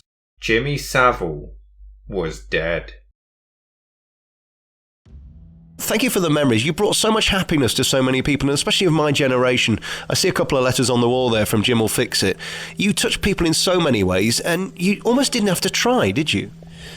Well, I didn't consciously try. It's just that I did what I did if it was palatable to people, then I was a winner. And if it wasn't palatable, I wouldn't have been in business. And it appears to have been palatable, and I'm still the same today as ever I was. Odd. Very odd. It'd be very nice to meet you one day, Mr. Jimmy Savile, just, you know. If you've got a sister, you could meet me by bringing her along. I mean, I haven't got any sisters, but... I don't usually meet fellas, but if you've got a sister, that's okay. I've got a personal assistant called Marsha, and part of her job description is that anyone I demand she greet, meet, massages, she has to do it. She's very attractive, Jimmy. Well, that's a good start. What kind of start? You could send her along to do some research. Would you like her to wear anything in particular, Sir Jimmy? I'd actually prefer her to wear nothing. Right. So you want Marsha, my assistant, to meet you naked? Okay. Well, that's not going to be a problem. It didn't take long for several people to come out of the woodworks to detail sexual abuse that they had faced at the hands of Jimmy Savile during their time as a vulnerable patient at the hospitals he worked at many years prior, something that his own relatives denied during the subsequent investigation. There's absolutely nothing there. People make those stories up because there's no information being given. I just think it's all absolute rubbish, and unfortunately, I think in this country, nobody's allowed to be that good, that kind, This was about him lovely. talking about him sleeping with underage yeah, girls. absolute rubbish. If somebody's that good and that kind, and single, then there's got to be something behind it. Didn't and he it once just say isn't. the biggest secret about me? Everyone's looking for this big There's secret. no secret. Yeah, the biggest secret is there isn't one. Sir Roger Jones, the former governor of the BBC for Wales and chairman of the BBC charity Children in Need, revealed that over a decade earlier, Jimmy Savile had actually been privately banned from any involvement with the charity for his extremely uncomfortable behaviour. It was now when former royal family press secretary Dickie Arbiter claimed that Savile's behaviour did actually raise concern and suspicion back in the late 1980s, when he was the informal marriage counsellor between Prince Charles and Princess Diana. Allegedly, he made regular visits to Charles's office at St James Palace, and he would often do the rounds greeting young girls, taking their hands and rubbing his lips all the way up their arms, but no report was ever made. His shows like Top of the Pops and Clunk Click gave Jimmy access to many young women who were often vulnerable and starstruck by him. Many former colleagues admitted that he didn't even attempt to hide his interest in the girls from them, one even confessing to have walked in on him French kissing an underage girl. It was even determined that some BBC staff members were fully aware of complaints made against him, but they didn't pass the information along to senior management due to the, quote, culture of not complaining, end quote. They claimed that the BBC had an atmosphere of fear, and some only ended up speaking out on the agreement that their names not be published. He abused a 13-year-old patient at Mandeville in 1971, as well as an 8-year-old girl in the same hospital who was recovering from an operation. The staff admitted that they were aware that he would search the wards for young patients to abuse, and they would even instruct patients in the children's wards to feign sleep during his visits, though the hospital would later claim that there was no record of any inappropriate behaviour by the man. Senior executives at the BBC, this report does nothing. It doesn't help anybody. It doesn't help us victims. You admit it happened, but you've known for a long time, and you're only acting on the recommendations of the report. You should have been acting years ago. They must have known. There was too much going on. I was taken to the BBC personally for 2 years by an employee of the BBC that is named in the report. He has since died as a convicted paedophile. He passed me around several people over a 2-year period. How could people have not known why an 8-year-old girl was passed around the BBC and used and abused and nobody knew? It's impossible. Who's your best pal? Tell me. I'm not telling you. No, Desmond. He's not. He is. No, he's not. Get off me. Because he's a married man. Don't care. Yes, you do. Get off. I won't. Not until, Because you're squashing. not until you say me. Me. So I promise I promise. that you, Jimmy Savile, You, Jimmy Savile, are the only one are the only one. in my life, No, you're not the only one in my life. and Noel Edmonds and all them others is definitely not. Ooh, girl, who's your best pal? You as a pal, get off my backside. Hey? Beg your pardon? In front of your mummy and daddy? Goodness gracious. Reported the abuse to his superiors several times, but none of them believed him. A former nurse admitted to seeing him molest a brain-damaged patient at a hospital in Leeds. He kissed her, and I thought he was a visitor coming to see her, and he started rubbing his hands down her arms, and then, I don't know of a nice way to put it, but he molested her. They think you're making things up because they think, you know, you're just trying to get some money, do something. You're 5 minutes of fame. If I wanted that, why have I kept quiet for 35 years? I want justice, and I'm fed up with people looking at me like I'm dirty and disgusting because of what that man did to me. I'm the victim, they have to pay, and the police should have done their job. There are still fundamental weaknesses in the system. You know, there is the reality of how victims are treated in the court process in our court system. There is the real complexity of how you deal with vulnerable young people. Singer Colleen Nolan claimed that Savile invited her to a hotel when she was only 14, as she was involved in a TV recording of Top of the Pops, which made her uncomfortable. Quote, "But you didn't talk about those things then." End quote. We were doing Top of the Pops, me and my sister, we'd met him a few times, and every time we met him, he used to be like, oh, I hope it's not Jimmy Savile this week, because he was always creepy to me. It's difficult for me to talk about that scenario that I had with him because it's nothing compared to what he did. No, but it would have been, Colleen, had you gone. Yeah, I mean, I was picture, isn't it? I was 14 and my sisters were appearing on Top of the Pops and I was too young at that stage, so they made, well, he asked, could I stand with him on the podium to introduce them? And then, you know, once they'd done their bit, he said to me, where do you live now? And I said, oh, I still live in Blackpool. And he said, well, I'm there next week and I've got a suite at the hotel. You should come and visit me. You know, it's a bit like, ooh, I don't think I like it. This isn't no one here, but she's not old enough to join. But it's funny, because then, you know, it's family. Because I could see my sisters glaring at him like, you touch her and we'll kill you. And they would have. You know, and that's where family come into it. Nothing happened, and I didn't, and I just thought he's a creep. Yeah. But he was one of them, when we met him, you know, he'd take your hand to kiss your hand, but then he'd lick your hand. Yeah. Oh. His great niece, Caroline Robinson, also claimed to have been sexually assaulted by him twice at family gatherings, and was even convinced that other family members were fully aware of it, but had simply turned a blind eye. It's making somebody listen, believe you. Do you think if this hadn't come out, you would have ever have told your story? No, I wouldn't have told the soul. I'd have kept the secret until I died. Why? Because it's family. Don't tell tales. So you're in the room, you're 12 years old, and he calls you over to come and sit on his knee. Yeah.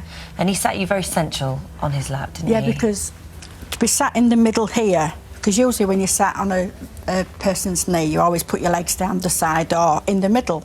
But I was literally sat here on the groin part of him. And he talked to me. And then he'd like lower his tone of his voice. So the more quiet he got, the more I had to lean into him to hear him, because I couldn't hear him. And then I thought, there's something wrong here. And he stroked my back. But you know how a gentleman strokes a woman's back who is in love with, and it's nice caressing. Imagine that, as opposed to put a slap on your hand on your back and bite rough. Yeah. It was like caressing up and down your spine. And you felt uncomfortable. It didn't feel right. No. It felt weird. But he didn't stop there, did he?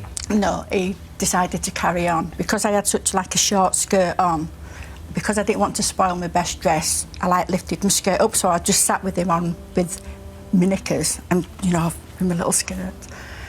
And the more he rubbed his hand up and down my back and went closer towards my pants, I thought, something's hard here, something's uncomfortable.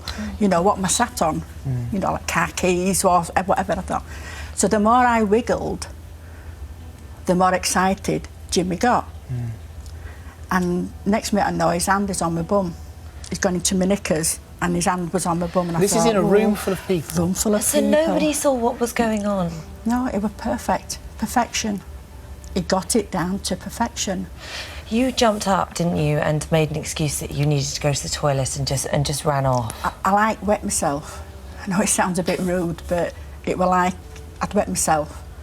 And I thought, I've got to go to the toilet. So I jumped up and I went out and I just cried. I just couldn't believe it. Out of fear, did you say, do you think? I think because I didn't understand what was going on. It was strange. Did you tell anybody at that time what had happened? My grandma. Your grandma. And actually you say it was your grandma, and so this is Jimmy's elder sister, isn't it? That's right, yeah. And she was sat pretty close to you when... Yeah, she was like sat opposite. Jimmy was sat here and so my grandma was opposite. And then my mum and dad were like sat where you two are now. So when you told her, what did she say? It's only Jimmy, don't worry, I'll sort it out. Do you think that reaction to what you told her says something about her? I mean, do you think that she was aware of what was going on? Yes, I do. Yes, I do. You believe that there was, in some areas of the family, a silence held? Yeah. Yes. If we blabbed on Jimmy or told tales, the fame that surrounded him would have gone. And I loved to say that Jimmy Savile is my uncle. I loved to say it. It made me proud. But for him to suddenly be destroyed over something like this, the family would have had nothing. How close were you to Jimmy Savile? Very, very close. I grew up with him from being a young schoolboy and knocking around at the local dance hall that he managed in Leeds in the early part of his career.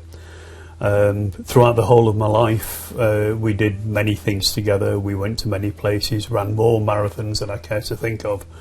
I said at the time of his funeral that he was my friend, my mentor and my uncle. He was very much like a father to me. And nearly a month on, what are your thoughts about all these allegations which have mounted up against him?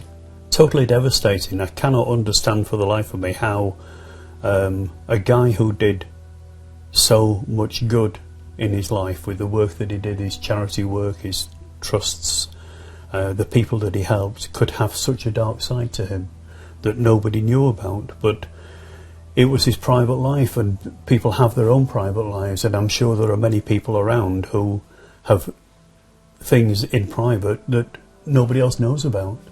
It also turned out that the Sunday Mirror nearly published allegations of sexual abuse from the man at a children's home in 1994 by 2 women. Editor Paul Connew admitted that the allegations were credible and very convincing, but that they were legally obliged to not publish, especially as they were unable to name the victims and would most likely face a lawsuit. Former professional wrestler Adrian Street, who had wrestled Savile in the 1970s, stated, quote, "Savile used to go on and on about the young girls who'd wait in line for him outside his dressing room. He'd pick the ones he wanted and say to the rest, 'Unlucky, come back again tomorrow night,' end quote." In their match, Street admitted to hitting Savile with real punches, but would admit, quote, "If I had known the full extent of what I know about Savile now, I'd have given him an even bigger hiding, were that physically possible," end quote.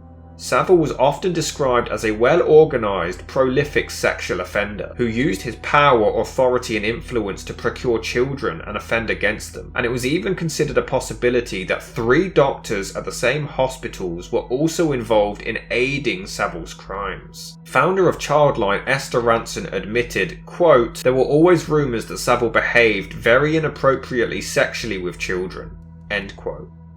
Because in a funny way, we all colluded with this, didn't we? We made him into the Jimmy Savile, who was untouchable, who was nobody could criticise. Jim will fix it. For children, he was a sort of godlike figure. Everybody knew of the good that Jimmy did and what he did for children, and these children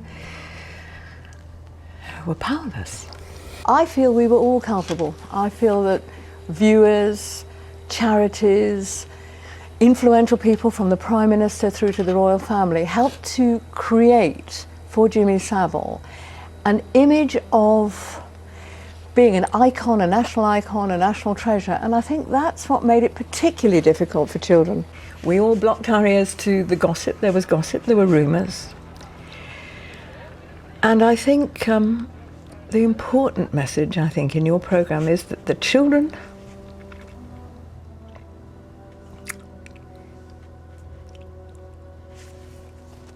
they just mustn't blame themselves. We say over and over again on the phone at Childline, it's always the adult to blame. It's never the child. This is not the child's fault. But what I know about child abuse is it comes off on the child, and the child takes the guilt, the child takes the responsibility. And I say to these women, don't be angry with yourselves. It's the adult to blame. And it's the adult world that created this mythical figure who was above criticism, who was above blame. And of course he wasn't. And I feel that we, in television, in his world, in some way colluded with him as a child abuser, because I now believe that's what he was. It seems peculiar to appear in a documentary on television last week, yes, saying that you were aware of rumours about abuse, yes, and then to say that you didn't know anything specific. Of course I didn't know anything specific. For 26 years at Childline we've been hearing from specific children talking about abuse they're suffering, and we have done our best to investigate, to support them, to make them safe. There has never been a child that has reported abuse to me that I have not taken action to protect, and the same is true of Childline, and the same is true of the LSPCC. When you hear a rumour in a television office that a television presenter has a particular sexual taste, you can't actually then proceed back. Nobody who talked to me about Jimmy Savile had ever met him. Nobody had ever worked with him. But why then appear on in a documentary, as you did last week, saying that there were rumours, there was gossip, and we all blocked our ears to it? Because, as I've said to you, I believe we're all culpable. I think we who created this national treasure so that children couldn't speak out against him made it all the more difficult for children who find it difficult anyway to disclose this kind of crime, in which the shame and the fear actually is transferred from the abuser to the child. There were reports in The Sun today, Shai Keenan, who is an anti-abuse campaigner, who said that she alerted you to concerns about Jimmy Savile 18 years ago. She says, I have no memory even of meeting her. But there's a photograph of you here with her. I don't know where it was taken. It could have been in a green room. You'll understand that having launched Childline in 1986, we continued our campaign trying to protect children, and a number of people in the field of child protection came to see us, came to talk to us. Now, she says that she told me there were rumours about Jimmy Savile, which I don't remember. But had she done so, I would have said I do hope that she's taken them to the police if she has any evidence. You can't go to the police without evidence. But it seems that, how regularly did you hear rumours about Jimmy Savile when you were working in the BBC? Not regularly at all. He was not often talked about. Where I worked, we were talking about, for example, the abuse that took place in a boys' school, which we investigated, and the owner, who was a paedophile, thanks to our investigation, was sent to prison. He employed other teachers. That was the sort of thing that we were trying to investigate when children came forward and asked for help. In that case, it was a child who wrote to me at Childline, and I was able to find evidence against 3 teachers. Only recently, another teacher who worked at that school has just been convicted, because only recently has another one of his victims come forward. I'm not here to defend myself. The fact is that everybody working in the music industry, television, and in journalism had heard those rumours. It was, as they say, an open secret. Well, Harriet Harman stated that the allegations had now cast a huge stain on the entire BBC corporation. He had met most of his victims through BBC projects or through charitable NHS work, mostly working with children and young people in schools or hospital wards. The majority of his shows were aimed at a teenage audience or younger, and not long after his death, BBC's programme Newsnight almost instantly began an investigation into the sexual abuse reports. While one victim was interviewed on camera by Miriam Jones and Liz McKeon, others declined but did agree to have their stories be told by other means. Jimmy Savile used to come to Duncroft. He used to take us girls out. We loved it when he came. Everybody knew he was a perv, and everybody knew that he was going to be groping and wanting sex and wanting other worse things than just plain sex. but he brought lots of nice things with him. We got nice food when Jimmy was coming, and we got lots of cigarettes. He used to bring about 1,000 cigarettes with him at the time, and of course cigarettes was the currency in that kind of environment. So girls just flocked around him, and he bought sweeties, and sometimes he bought perfume, and he bought makeup. A lot of things were duty-free, and he just lavished gifts on everybody and was all jolly. And then he wanted people to come out for a ride with him in his car. Jimmy Savile took me out in his car one afternoon and pulled into a lay-by. This had happened before, and he had just sort of groped. There'd been a bit of snogging and groping. But this time he wanted more. He'd hinted on previous occasions that he wanted me to give him oral sex and I didn't want to, and he wanted me to have sex with him and I didn't want to. But on this occasion he promised me faithfully that if I gave him oral sex, he would take me and the other girls to London and we could be on his television show. And of course, like any 15-year-old girl, I suppose, even now, I really wanted to be on the telly and I really wanted to meet all these rich and famous people. We were in an approved school for intelligent but emotionally disturbed girls, and there we were in London on a regular basis, mixing with rich and famous people, rubbing shoulders with celebrities, and it was fantastic a lot of the time, but some of the celebrities were actually not very nice. Jimmy Savile had a girl on his lap and he had his hand up her skirt inside her underwear. And she came from Duncroft and she was 14. We were good friends. The girl that Gary Glitter was having sex with also came from Duncroft. I think she might have been not quite 14. But we were all from Duncroft that day. This isn't easy. It's not easy to come out and admit to something that you're actually bitterly ashamed of. I am ashamed of that. That's disgusting. What I did is it's not easy. It's never easy to admit it, that you were a victim. It's never easy to admit that you did anything that you're ashamed of. And having done it and then found that it was scrapped, didn't matter, once again, yeah, I felt upset, aggrieved, angry. During the investigation, the previous allegations were discovered, as well as all of the numerous failed arrest attempts. Newsnight was due to be shown on December the 7th, 2011, but suddenly the BBC withdrew the programme from broadcast at the last minute and decided to air 2 tributes to Jimmy Savile over the Christmas period instead. Mark Williams Thomas actually warned editor Peter Rippon that pulling the documentary in favour of the tributes would cause speculation of another cover-up, but the decision remained. Just a day after this became public, Rippon stepped aside as editor with immediate effect. While former Sky News executive Nick Pollard claimed that the BBC refusing to air the investigation was a flawed decision considering the cogent evidence that they had compiled, George Entwistle, who was the director of BBC Vision at the time, was described as being unnecessarily cautious, but admitted that the opportunity to reveal the truth had seemingly now been lost. A spokesman for Newsnight claimed, quote, "Any suggestion that a story was dropped for anything other than editorial reasons is completely untrue," end quote.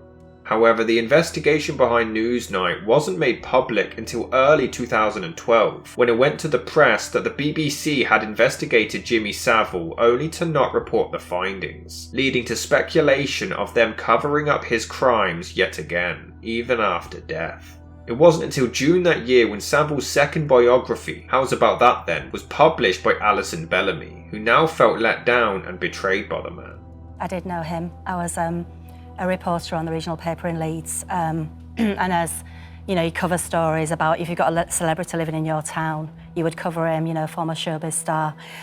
So I covered his charity fundraising events, and over a number of years I got to know him quite well. We used to go out for lunch.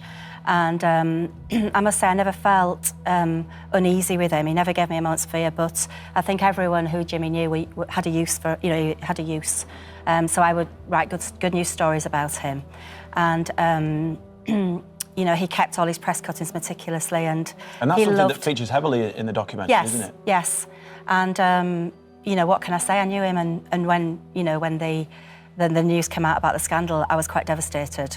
I think because he seemed to be a bit of an oddball, a weirdo, an eccentric, if you like.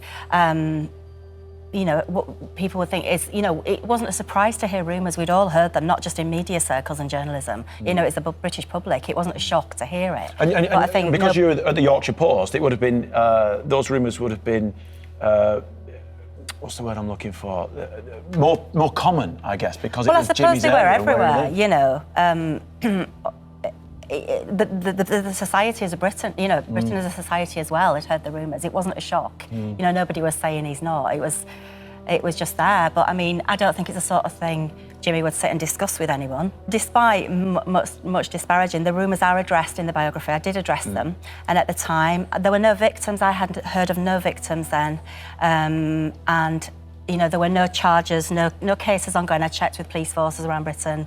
You know, I contacted Sussex, Essex Police and everyone. There were no, you know, there was nothing. So I did address the rumours, left them in the book, like I had to, you know, as a good biographer and a journalist. I mean, you know, I'm not going to miss a story. I was young and ambitious. I would have chased the story if I had it. I'd also, when he was 80, I did a series of features and I asked him directly about the rumours, which was mortifying. I said, what about these rumours that you've got a fondness for little girls? And he just made a joke, brushed it off and said, oh, it comes with the territory. People were queuing up outside my dressing room door. You know, he was saying things like that. And it was just, he made a big joke out of it, changed the subject with a catchphrase. And, you know, what else could I do?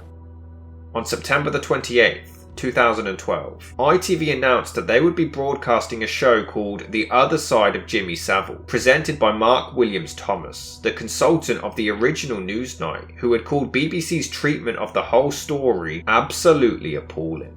George Entwistle was approached for an interview for the documentary, but he declined on the advice of his legal team.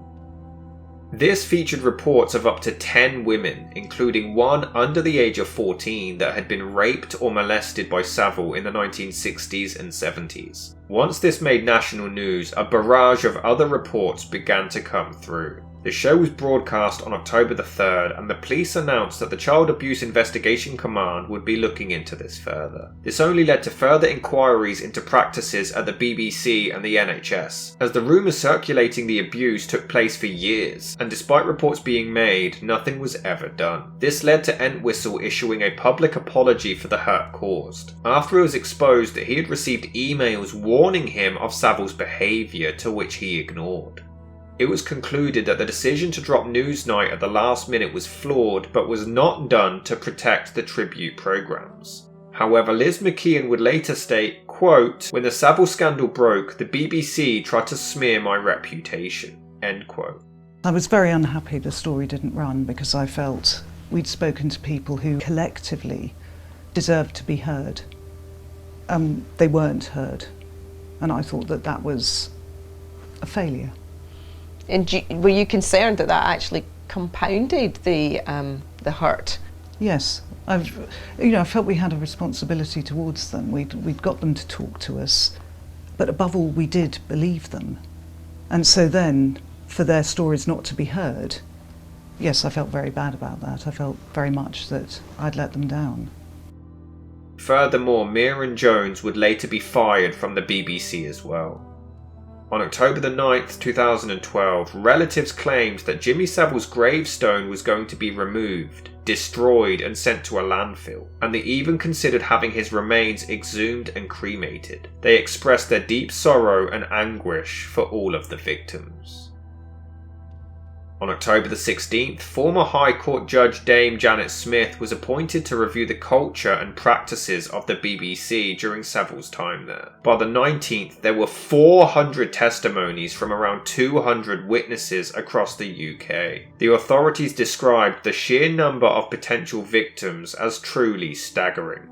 Before I watched these, I had absolutely decided that I would not make up my mind because he's not here to defend himself.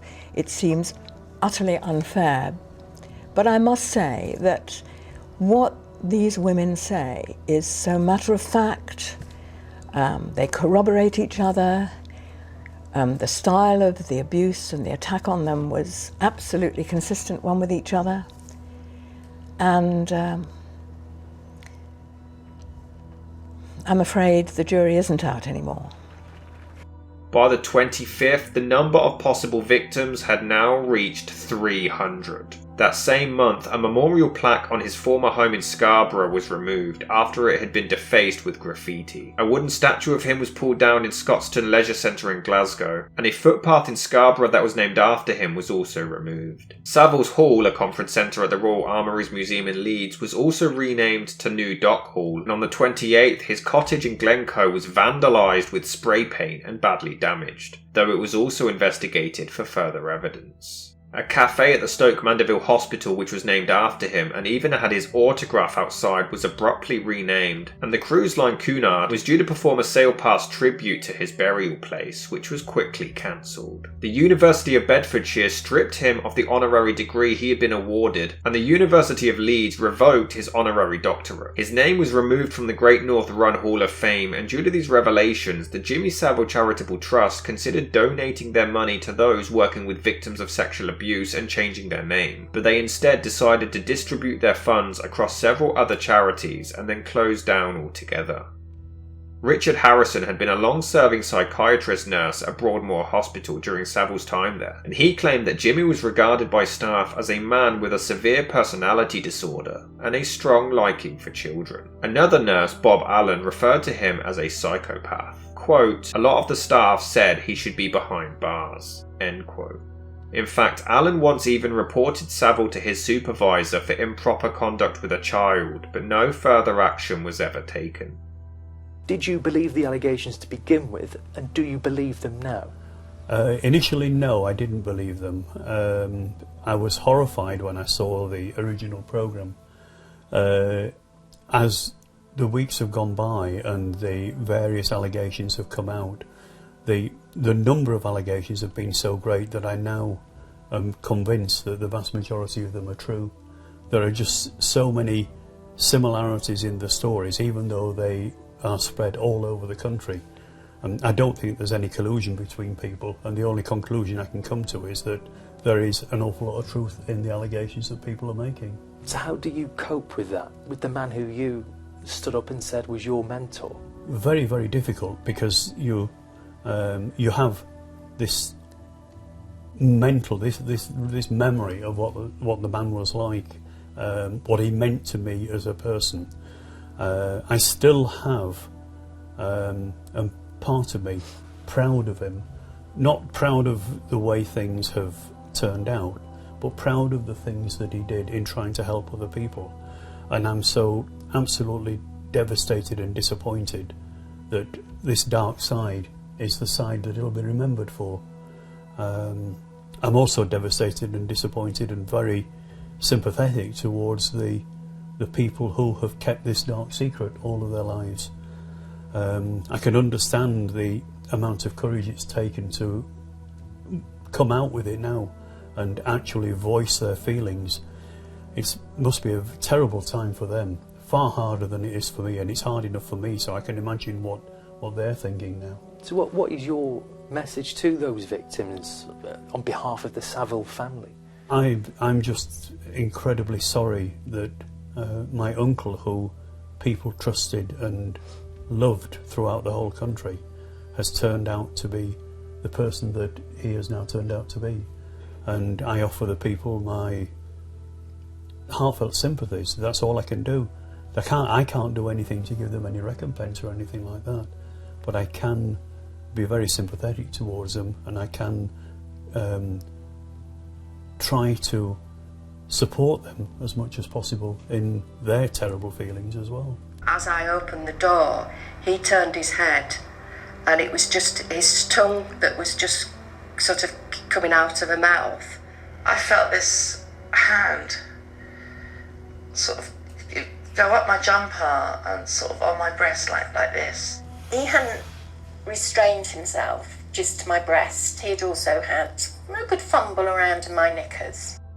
In November 2012, the BBC announced that they would no longer be airing any repeats of any broadcasts featuring Jimmy Savile as a presenter. On the 12th, the police announced that the sheer scale of Jimmy Savile's sexual allegations were unprecedented. In just 10 weeks, 450 victims had come forward, reporting 199 crimes in 17 different police force areas. 82% of the victims were female, and 80% were children or young people at the time of the incidents. One former Broadmoor nurse claimed that Savile even engaged in necrophilia with corpses at Leeds General Infirmary mortuary. He was supposedly friends with the chief mortician, who provided him unrestricted access. It was also revealed that Savile bragged to nurses and other staff members about performing sexual acts on bodies of the recently deceased there, claiming to have removed the glass eyes of the corpses and turned them into rings. Quote, "We have no way of proving Savile's claims that he interfered with the bodies of the deceased patients in the mortuary in this way." End quote. On November the 21st that year, Exposure Update, the Jimmy Savile investigation, aired for the first time on ITV. It would only continue on December the 19th, when 8 people were arrested on suspicion of being involved, including former pop star Gary Glitter, comedian Freddie Starr, former BBC producers Wilfred Diath and Ted Beston, DJ Dave Lee Travis, publicist Max Clifford, children entertainer Rolf Harris, and an unnamed man in his 60s. Travis claimed that his arrest was unrelated and had nothing to do with children, while Clifford denied all damaging and totally untrue allegations. At the beginning of the next year, comedian Jim Davidson and 2 other unnamed men were also arrested on what was called Operation U-Tree. Diath ended up facing no charges, and months later Ted Beston was also released. This entire operation cost around £2 million, and Operation U-Tree included 589 alleged victims, 450 of which were from Jimmy Savile alone. Quote, "It is now clear that Savile was hiding in plain sight and using his celebrity status and fundraising activity to gain uncontrolled access to vulnerable people across 6 decades. For a variety of reasons, the vast majority of his victims did not feel they could speak out, and it's apparent that some of the small number who did had their accounts dismissed by those in authority, including parents and carers." End quote. It was in January 2013 when the BBC accidentally re-aired an episode of the children's TV show The Tweenies, in which the characters form a band and parody Top of the Pops, even satirising Jimmy Savile himself. This episode received over 200 complaints, leading to the BBC issuing an apology and vowing that it would never be broadcast again.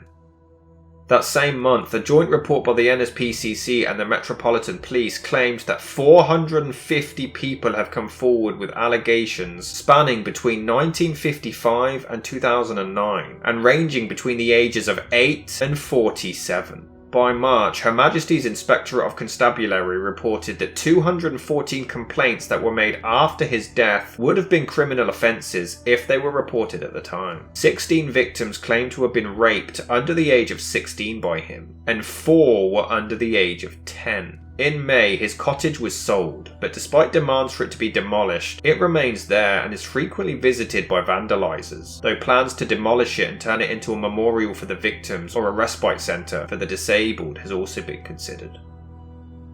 On May the 10th, it was concluded that Savile had not been protected by the West Yorkshire Police whatsoever, despite some close personal friendships with some of the officers there. Despite this, the police were heavily criticised, most believing that these crimes could have been avoided. However, the CPS claimed that there were 76 crimes at the time, involving 68 victims, but none of which were reported to them before Savile's death. They found no evidence of misconduct by officers, but did admit that there had been opportunities to convict Savile and another predator, Peter Giaconelli, who had passed away in 1999. In the report, there were 32 allegations made against Giaconelli, and 5 against Savile. The former was stripped of his civic honours, and it was concluded that there was more than enough evidence to convict both if they were still alive.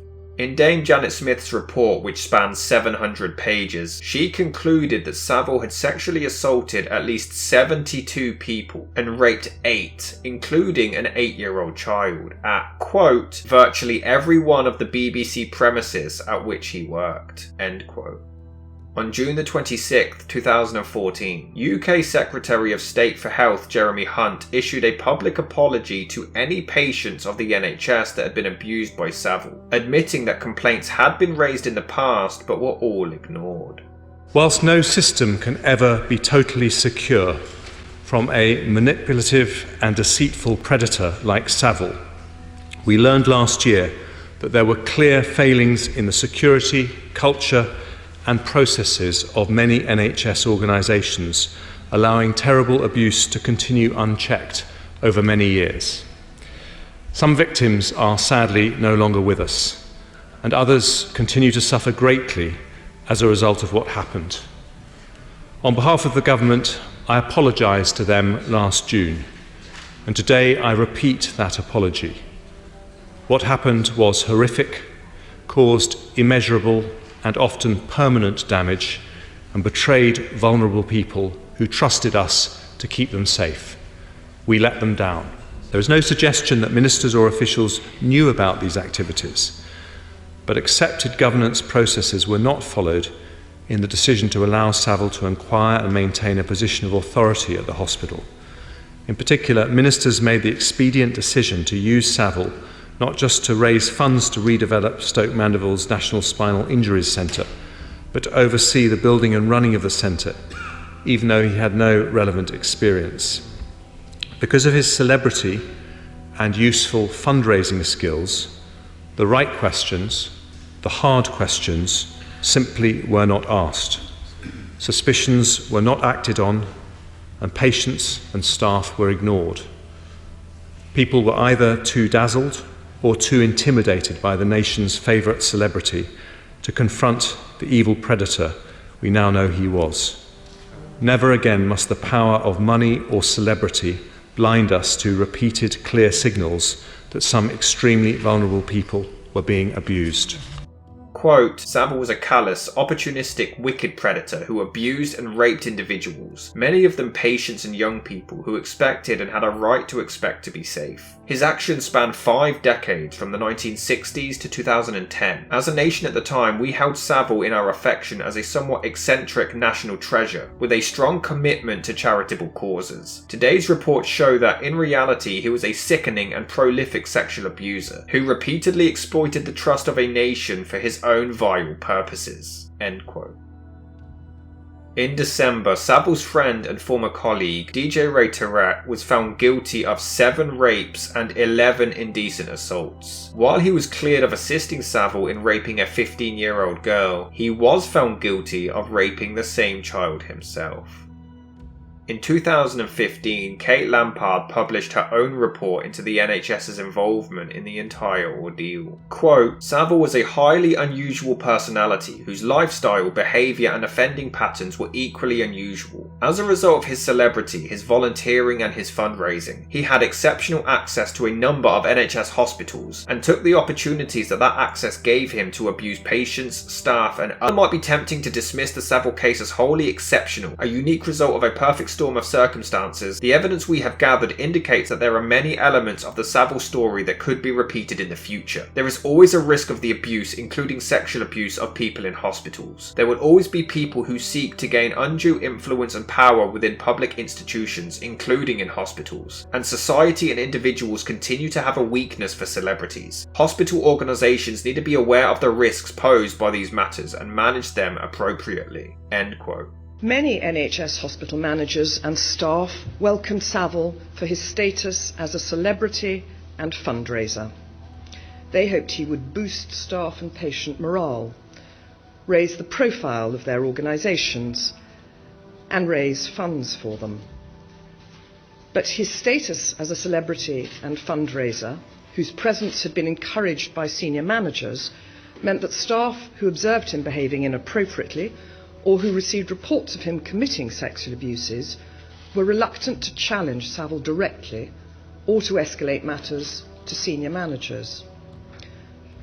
Our investigations suggest that most NHS organisations still do not have adequately explicit and robust processes for managing their relationships with celebrities, important visitors, fundraisers and donors. That same year, yet another investigation began, but this time regarding Savile's older brother Johnny, who had allegedly sexually abused people at a South London hospital between 1978 and 1980, before being fired in the latter year and passing away in 1998. Though nothing definitive was found, it was concluded that it was very likely that he was guilty of the crimes. The Department for Education also investigated whether Savile had abused children or staff when he visited schools or children's homes, but there wasn't enough sufficient evidence to conclude that this took place. Louis Theroux did end up doing a follow-up documentary the following year on BBC Two regarding backlash that he received for his first one, failing to notice Savile's true nature. I was just aware that I had this rather bizarre situation in which a profile that I'd made of an eccentric aging celebrity who appeared to have secrets, but undefined secrets, had become the most in-depth TV portrait of Britain's most notorious sex offender, 15 years, I suppose, after I'd made it. And the alchemy, or the strange act of transformation by which that took place, I thought was, represented a huge shift in both how we understand sexual assault, our ability to hear the voices of victims, and if, in a small way, I suppose I felt that I had to take account of myself and how it was that I had not managed to show more of him.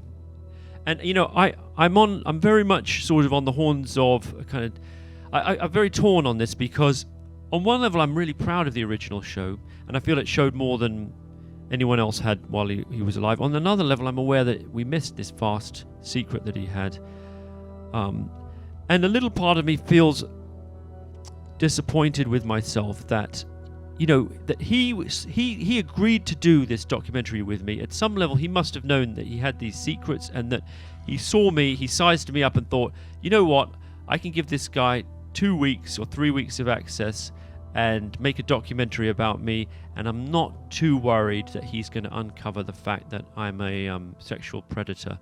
And in a sense, in that calculation, he was correct, which is rather galling.